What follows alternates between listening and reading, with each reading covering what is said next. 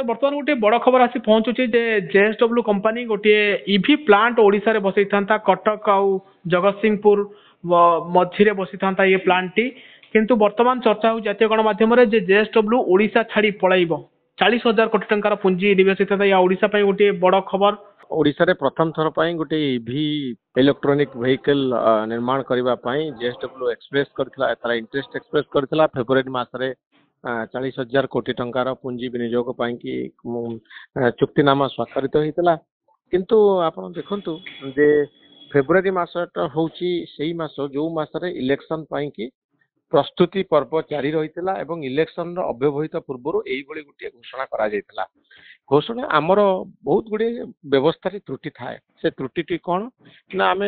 तर्जमा करवा जरूरी जे प्रकृत रे ए जो प्लांट टी बसवाई जाऊँगी जमी क्लीयरेंस अच्छी कि ना आप देखु गोटे समय या टाटा पावर को दि जाता जमी परवर्ती समय जेएसडब्ल्यू को दिगला इवी तैयारी करने इलेक्ट्रोनिक व्हीकल तैयारी करने इलेक्ट्रिक व्हीकल बैटरी तैयारी करने हाँ हाँ बैटरी तैयारी करने तो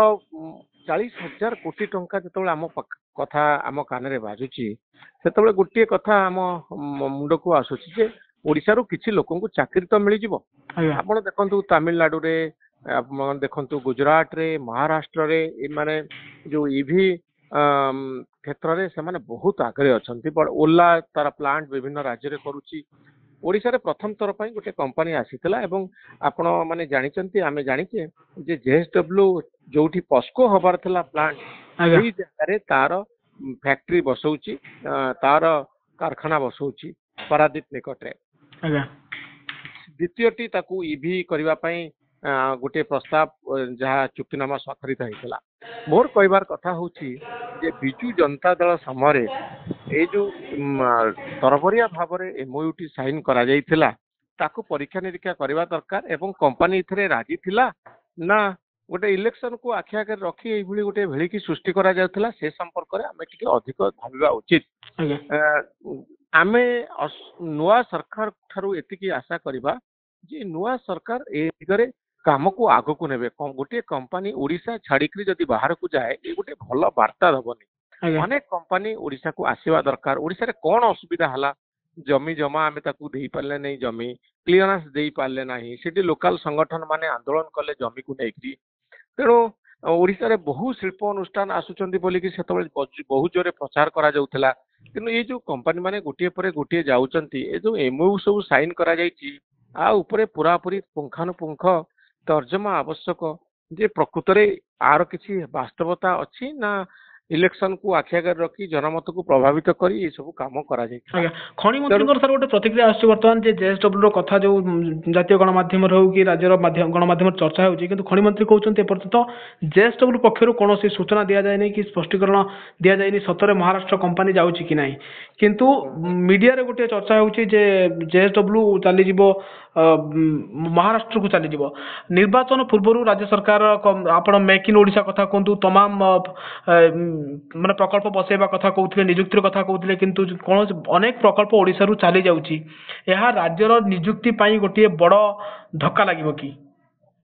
निश्चित रूपे आमे तो सेहिति पई आनिथिले कंपनी मानको जे से माने पूंजी निवेश करिवे ओडिशा रु बेकारी हटिबो आउ बिजू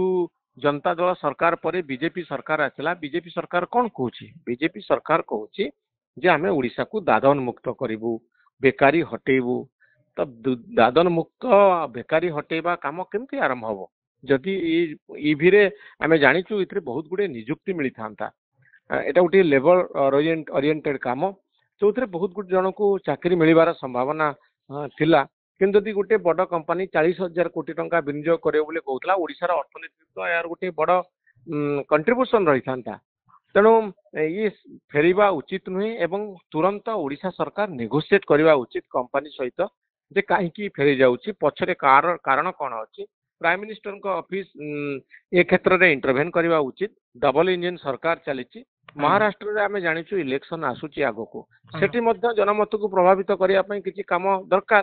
तेणु हुए तो आ पछरे गोटे निर्वाचन आसुथिबारु गोटे राजनीति काम करूची कि नाही ए संपर्क रे मध्ये तर्जमा हबा जरूरी जनमत को प्रभावित करिया पई अनेक समय बहुत गुड़े काम करा जाई थाए मु भाबुची जदि प्राइम मिनिस्टर का ऑफिस चाहिए ओडिशा सरकार चाहिए ए क्षेत्र रे